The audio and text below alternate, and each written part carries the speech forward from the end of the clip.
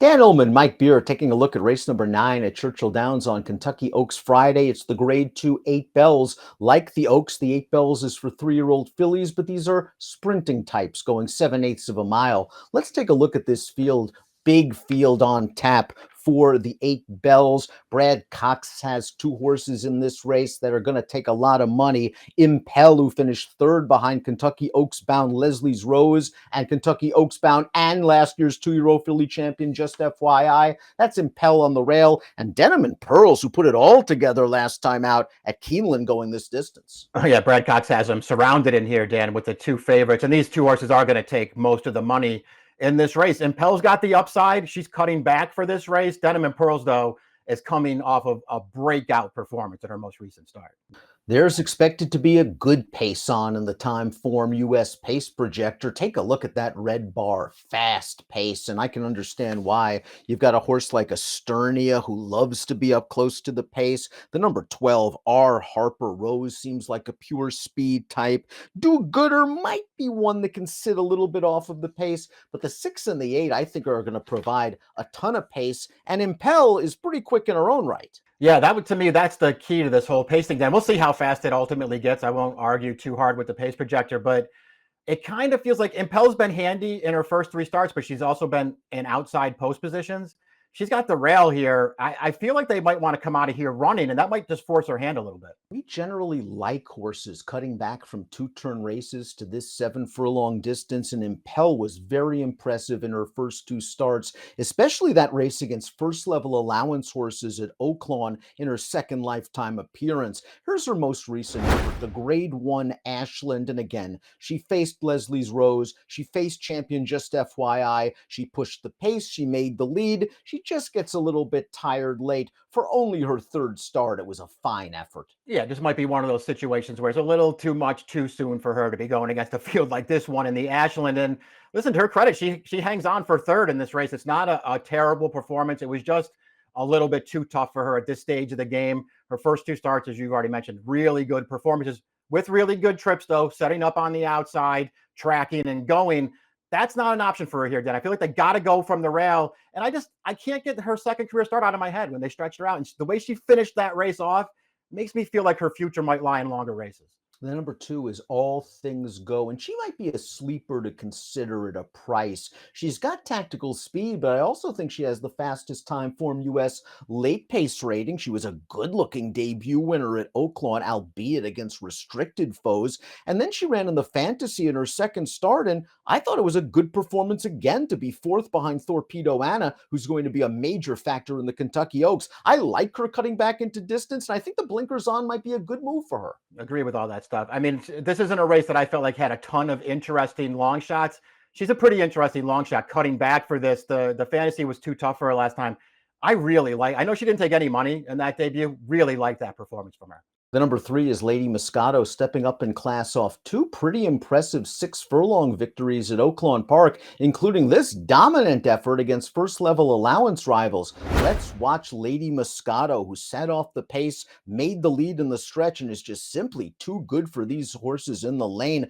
Another good effort for the Mr. Lucas trained daughter of Quality Road, now a big class quiz. Yeah, she's improved in her last 2 starts. This is a really, really nice performance, Dan. It took her forever to break her maiden. We'll see if she can back this race up, though, in a much tougher spot here, because I wonder if that addition of Lasix recently is what finally got her over the hump, and she's not going to be able to run with that in the spot. Trial is the number 4, and this one's only raced once previously on dirt. It was at Churchill Downs. It was her career debut. It was a good-looking win. She did get a fast pace to attack, but for a first-time starter to rally from well out of it, that's pretty impressive. Maybe her form is darkened up somewhat, Mike, by her efforts on synthetic. She's run well in many of those races, but her last race, the Bourbonnais Oaks, just really didn't fire in a race that was a fast-paced event. The runner-up came back to return to dirt. She won a stake with a 77 buyer. Yeah, I feel like if you want to be lenient on her most recent start, the Bourbonnais Oaks, you could just say she's a closing sprinter. And those horses it never works when those horses try to stretch out and still finish.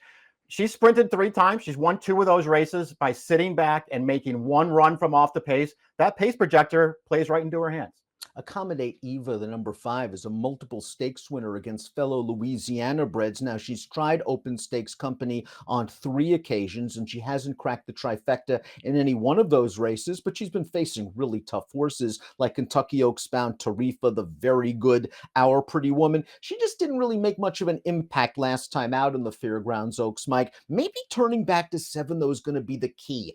Give her a fast pace and a shorter distance, and she can kick at a price. Yeah, we'll see if she can do that because she is a horse too. It feels like she did have speed early in her career, but it seems like she's sort of morphed into a closing kind of a horse who's going to sit back and make one run. She just has an awful lot to prove here, Dan, as they just run her in another really tough race. Esternia, the number 6, has really moved forward since being given blinkers by trainer Randy Morse, finishing second in a first-level allowance race against a pretty good sprinting filly down at Oaklawn, Extreme Diva, and then coming back in the Purple Martin Stakes last time out, where she sat right off the leader. When it was time to go, she went. Impressive stretch kick. Yeah, this is a good performance for her. It kind of feels like this is what she just wants to do, Dan. She's a sprinter. This pace, though, could really work against her if things get heated up front. And you have those 2 races. I know that they were going longer, but those 2 races over the winter, Denim and Pearls just finished way, way ahead of her. So she's got a lot of ground to make up on that filly.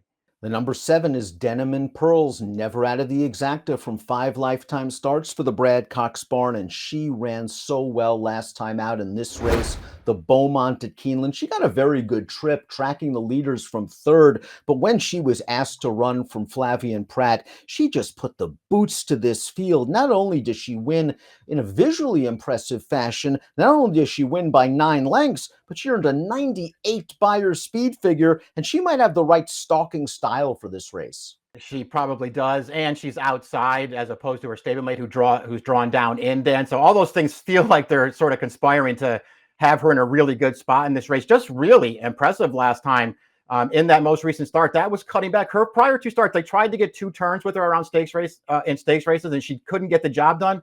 But she ran well in both of those races as well. It just kind of feels like she's better around 1 turn at this point. We'll see if Do-Gooder will appreciate cutting back from a route to a sprint. This horse was a winner of a 1-turn mile race over a sloppy track 2 starts back at Gulfstream Park. She won that race easily. They then tried the Gulfstream Park Oaks, and while it wasn't the cleanest trip in the world, she was probably just in a little bit too tough against the likes of Power Squeeze and Ways and Means and Into Champagne. 3 fillies we'll be seeing later on in the afternoon in the Oaks. Yeah, it's fair maybe not to be too hard on her for that effort right off of a maiden win, but she's still giving away a lot of experience here to some really good horses.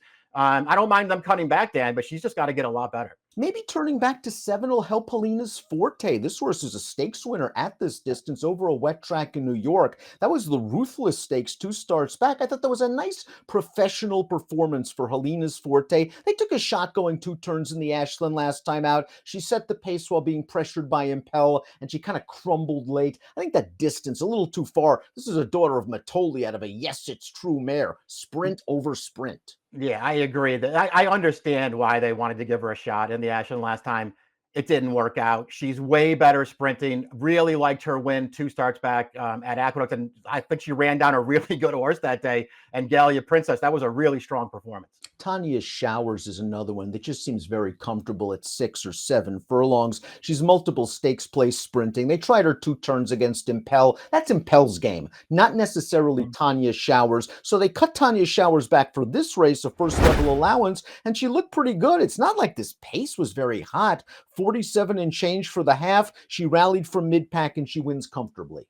It's good enough stuff from her here, Dan. They cut her back. They found the right kind of a race for her here. She wins it pretty convincingly at the end here. Now they're going to move her back up in class. And I just feel like as good as she is, and she's very consistent, she's got an awful lot to prove here, Dan, because they've run her in some stakes races before. She's run okay, but I didn't see excuses for her in those races, and this is tougher. The New York bred, the number 11, My Main Squeeze. She's a multiple stakes winner against restricted foes. They took their chance with her in the fantasy last time out, a major Kentucky Oaks prep. She had run some fast races in New York, and based on those efforts, she went off the favorite in the fantasy, and she just didn't run well at all. Yeah, kind of surprising that she was favored in that race first time around 2 turns, and she just didn't run well in there.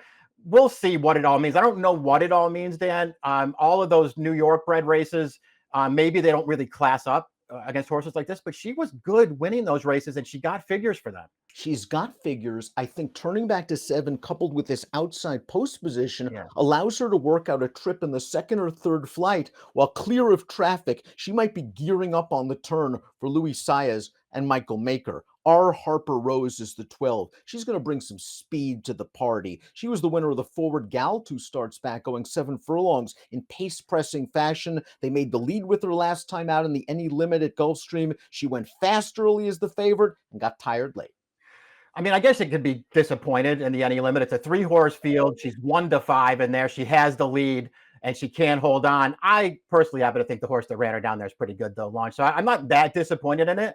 I wonder if she's good enough. I wonder if this race is just a little bit too tough for her. Her Forward Gal was fine. I wouldn't bet her off that performance. Especially if the pace projector comes to fruition at this 7 furlong distance, breaking from the far outside post, likely to be hustled out of there and into a fast pace battle. It could all work against R. Harper Rose, but she's speedy and she's talented. Let's take a look at our top picks for the Grade 2 8 Bells. Denim and Pearls' last effort in the Beaumont. She did have a nice stalking trip, but that was kind of just a wow stretch run from her. And if she even regresses off that figure slightly, she's going to be real tough. Yeah, she is. If she can run anything like that back, she's going to be tough in here. Listen, maybe her stablemate can ultimately get to that level because she looks like she has tons of talent. I just thought there was more working against the 1 than there is against the 7, and they'll probably be similar prices, Dan. So I prefer the 7, and if I wasn't going to bet the 7 in here, I'd bet the 9, Helena's Forte, cutting back. Helena's Forte should show some good tactical speed. And again, this is what she wants to do. I like Denim and Pearls in here. I want to try to get the 2. All things go into the numbers somewhere. She's so lightly raced. I just think with the blinkers on, she can come with a decent kick at a price. 7195 for Mike, 7126 for me, and the 8 Bells on Kentucky Oaks Friday. Good luck.